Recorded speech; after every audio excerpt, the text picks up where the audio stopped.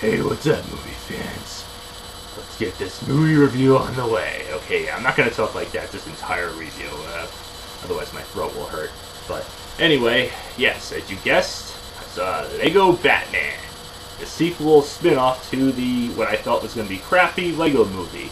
And obviously, the Lego Batman was in that film, so yeah, I thought the first one was going to be stupid, but surprised me a lot. It was funny, had great voice acting, great characters, even a live-action appearance, and it was one of those self-aware kind of films, which I thought was going to suck, but turned out to definitely exceed my expectations. Warner Brothers did a great job, even though that freaking song was annoying. And obviously, Lego video games, I don't think I have to really get into much introduction with. They're everywhere, and they're not going anywhere at any time soon. And this film, well, I think just started a whole saga because, not to mention, they got a Lego Ninjata movie coming out. I mean, it looks funny too, and it's no surprise I saw the trailer for it prior to watching this film. And all I could say is, this film was action-packed, funny, and definitely had, again, great voice characters. William Arnett, as you guessed, returns from the first Lego movie as the Dark Knight or Caped Crusader, whatever you call him himself. As well as a bunch of other voice actors that you're probably all familiar with. So, yeah, of course it's, again, one of those self-aware made films that kind of pokes fun at itself. The humor shines through, and plot-wise it's obviously about Batman, who just wants to be Batman, protect the city from the Joker, and, well, pretty much all the other villains around. They are introduced very well in a very silly but, well, pretty simple manner that is pretty straightforward. They don't want to do nothing but cause chaos, and that's what you expect. May seem simple, silly, and campy, but hey, maybe that's the way you should have it in this film. And, well, hey, at least it's better than that crappy Batman and Robin movie by Joel Schumacher. I mean, pretty much anything is.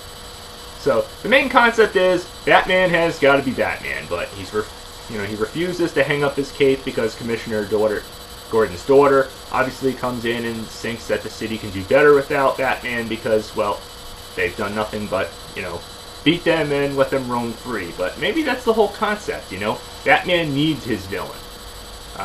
But he's not about to simply go down without a fight, and, well, even though the Joker and all the other villains seem to, wave the white flag and give up, obviously Batman's not quick to believe that. So, yeah, it's typical Arkham Asylum-like concept. He suspects something, and it gets a little more in-depth with the plot. With the whole, and it's a little strange, I will admit, with the whole, zone where all the other villains go from, other films, Okay, keep in mind, I know there's going to be spoilers in this, so I know I spoiled a lot of the plot, but obviously read the description of this video. And, not only you got Batman, and of course the Justice League makes a brief cameo with Superman, and I do find that funny, though, too, but not really fully surprised in that. He goes to the Krypton place, and it even obviously references other Batman films, even all the way back from where Batman pretty much began in the 60s or 50s or whatever. And, and it pretty much goes along chronologically. It shows scenes, and, yes, it even I even find it funny when it shows that scene multiple times from Jerry Maguire, which was hilarious. I mean, the humor shines right through with this film as well. The fight scenes are creative. Especially you got characters from other films that, like I said, they come across and try to take over the city and make the other villains pretty much look like nobodies. Like, of course, the one from Lord of the Rings, Gremlins, you got dinosaurs, I'm assuming from Jurassic Park, which is not even Warner Brothers. I mean, all these other films are obviously Warner Brothers, with all these villains are from. You've got the Wicked Witch, which is obviously from Wizard of Oz, no surprise there, but that's MGM. So, yeah, quite amazing how many trademarks were mixed in this one as well. I mean, Christ, it's almost as much as Roger Rabbit or Wreck-It Ralph.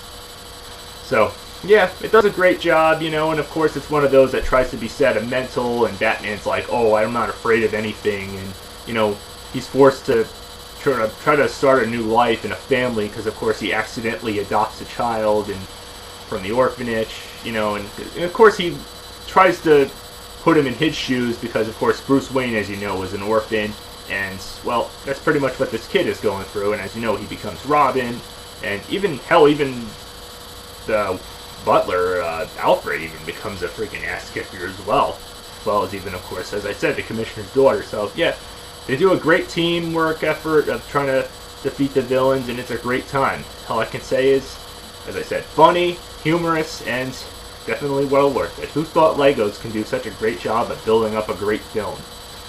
Not only for kids, but for adults as well, especially ones who are fans of this DC comic franchise. I mean, Christ, even from the opening title screen, you should know what to expect of how it pokes fun at itself, like, yeah, darkness, yeah, DC Comic logo, Warner Brothers logo, you know.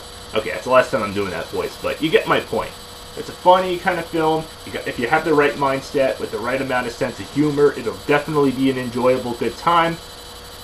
All I can say is, the Dark Knight shines right through, even in Lego form. Yeah. Rockin' Weird Mode B Motion Plus up and 8-point Your Mode up. Definitely a good time.